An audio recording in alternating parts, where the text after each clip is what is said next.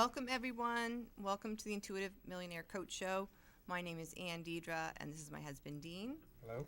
And we're going to be coaching with Dana Takasa, who's standing by on the line. And we've been working with Dana the past couple of weeks, and I've been talking about wealth centers. If you haven't tuned into the show before, what I've discovered is that we have an amazing wealth within us. It's also called the chakra system. So I've been working with Dana starting 2 weeks ago on her foundation or root center. And we uncovered a block there that allowed some energy to flow so that she could reconnect with her gifts and her true foundation, her true sense of self. And then last week we worked on the creativity and truth center, and we tapped in to Dana's dream to write.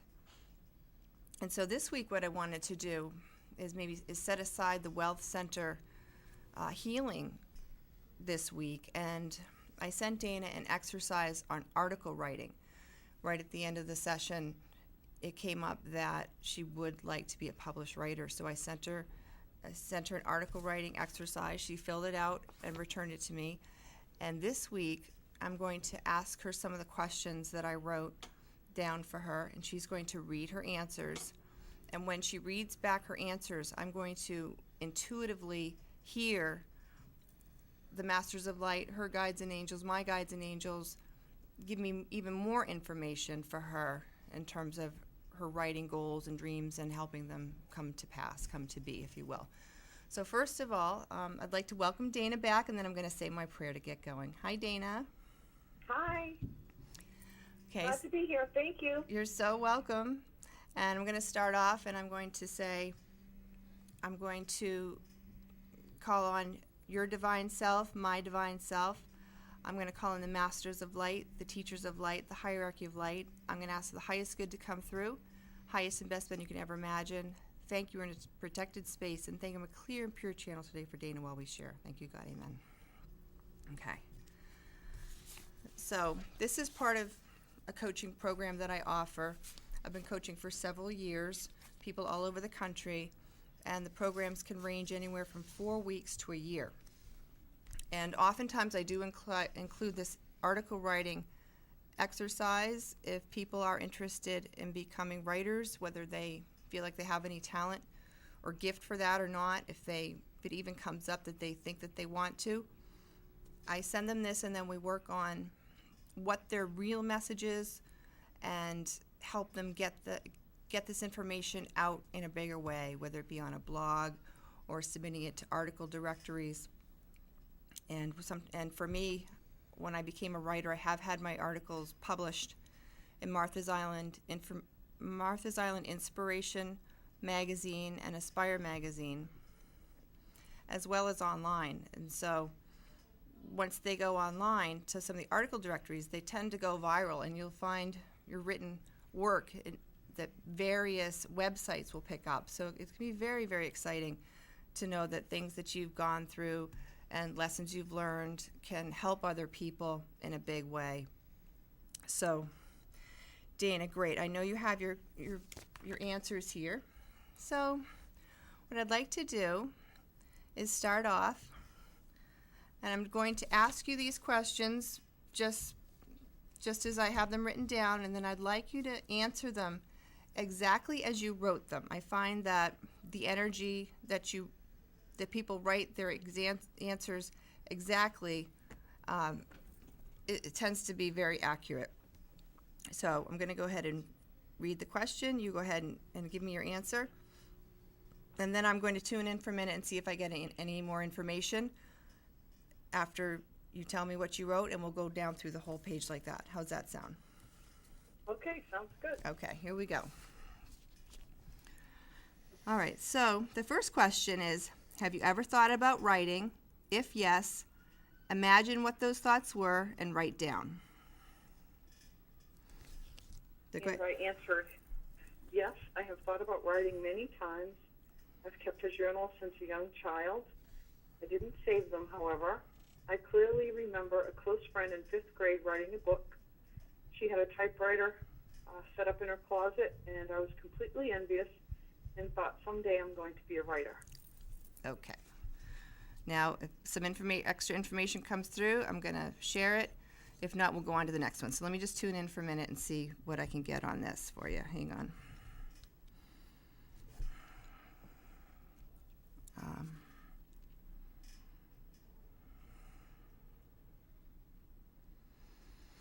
Okay, the first thing I got on this was that 5th grade. The first session we were talking about 4th grade, and you had a challenge with a teacher, and some of your foundation or the way you thought about yourself felt a little shaky a year prior to, correct? Right. Okay. Correct. So the first information that I got for you regarding your writing, as a life purpose, life mission, is that no matter what was happening in the outside world, you were able to connect with that part of you. And so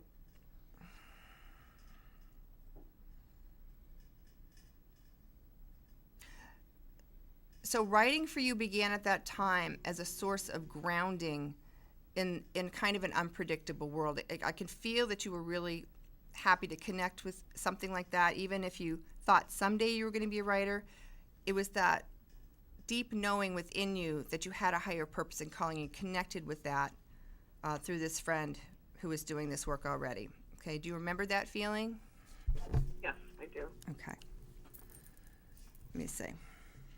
Yeah, I do remember. I've never forgotten seeing her, a little typewriter set up in her closet with the paper sticking out of it, and she was writing a story. And I've never forgot that vision. It's something that I've always dreamed of, to be honest with you. It's just something I tucked away. But yes, I definitely have used writing to help me get grounded, to process my thoughts and feelings, and it's helped me immensely. Okay, good. Hold on, I'm going to tune in again one more time for this. Okay.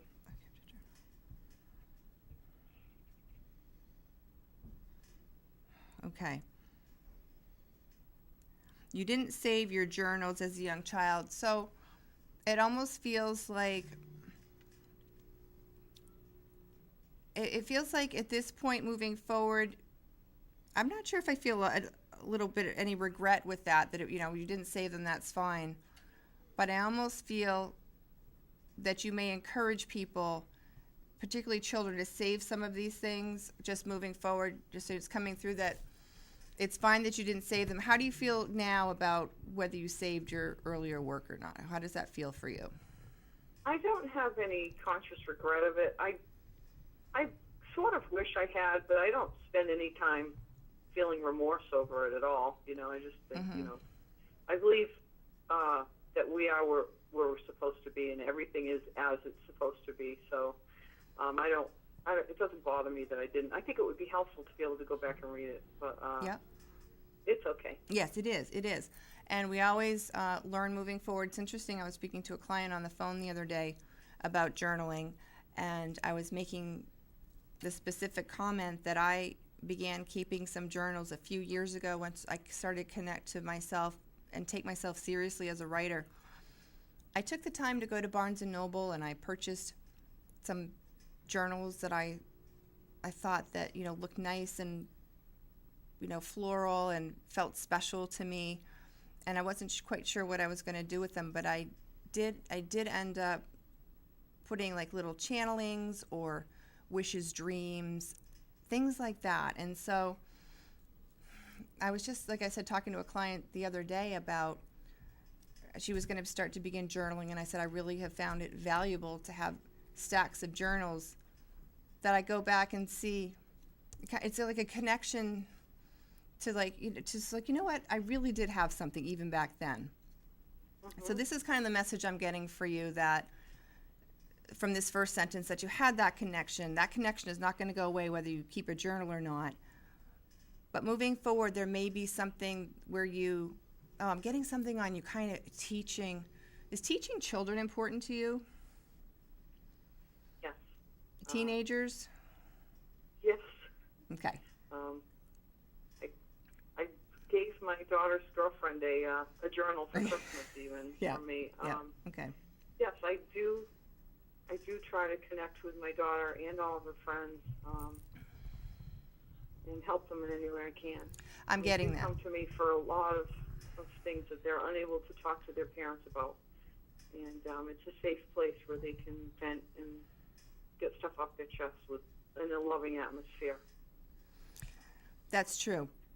And so the journaling, there is I feel like you're going to be able to, it came in psychically, intuitively, what have you, that you can encourage this sense of connection that you felt at 5th grade, the fact that you were writing or wanted to be a writer at such an early age. You have a lot of, with your daughter or her friends or whatnot, you've got the opportunity to be a role model or influence, if you will, around helping them connect to their true self and their authentic voice is what I'm hearing. Mm-hmm.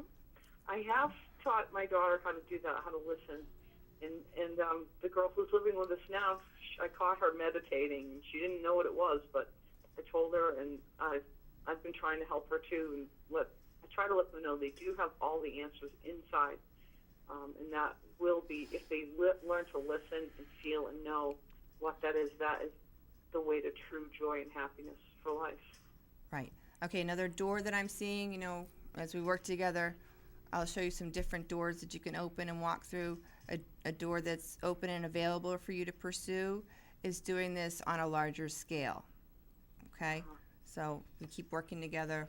Just know that that's there. Pay attention to what you're teaching, and know that if you can teach one person this and get some kind of results, you can teach millions. I think T. Harv Eker is the millionaire something or other, or, mastermind about wealth and prosperity, T. Harv Eker. And I remember him saying, if you can help one person, you can help a million. So something about that is coming up for you with this, just in that first sentence, okay? Okay. It's not the first time I've heard that, so I like that. Good. Heard it from you as well. That's awesome. Good. Yeah, another thing, when I do readings for people, like I said, I've been doing readings about 5 years. I was taught not to retain anything that I read for people so that I can sit down fresh and not have any memory of anything. So I don't remember readings after I do them, because we're not meant to carry them, as if you do readings yourself. So I'm glad to hear that I'm repeating myself in a positive way here. Well, it wasn't from you that I heard it from. Just okay. to clarify. Okay. Good. Yeah, I think I mentioned something to you writing when I first met you 4 years ago. Dana had a reading with me at one of my very first events, a 15-minute reading. I was doing 15-minute readings all day at Love, Light, and Laughter. It was a great event in Taunton, Mass. when I first started doing readings, and I met Dana and gave her a reading there. So I'm really happy working with you again. Thank you. Me too. Thank you. You're welcome.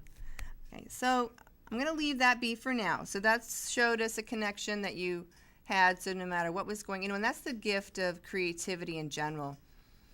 Once you tap into that authentic part of you that really feels, did you feel like kind of this out of this world kind of happiness when you connect with these bigger parts of yourself that aren't small and aren't in a box and aren't something that people are saying, you're limited and all of that? It's huge, isn't it? It is. Good. It's wonderful. All right, good. So I'm going to read the next sentence, and we'll see what comes up with that. How did you do in high school English class?